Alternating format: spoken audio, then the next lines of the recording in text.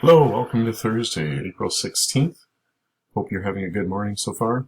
Thank you to everyone who turned in the 2 screenshots from Quizlet yesterday. You were working on your vocabulary, and we're actually going to take a closer look at 2 of those terms, objective and subjective. As you'll remember from yesterday, objective means that you are taking a point of view that is based on facts, and it's balanced, it's impartial. You're not letting your ideas or biases into the perception or to that point of view.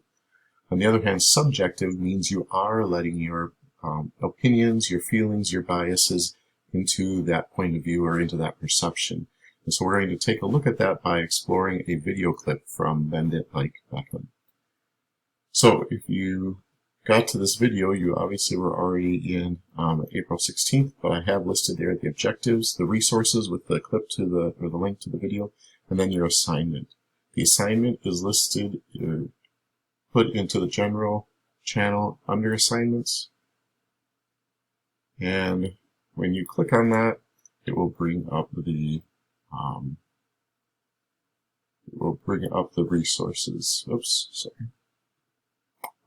The activity that you're going to be doing. So what you're going to do is, before you watch this video clip, you want to choose how are you going to observe it. Are you going to be a fly on the wall and just gather all the details, or are you going to take a side? There's an argument here between a mom and the daughter, and Jess is the daughter's name. You can take her side, and then you're going to take notes and write a paragraph about how she sees this argument, or you can take the parent's side and then write down how you see this argument going from her point of view.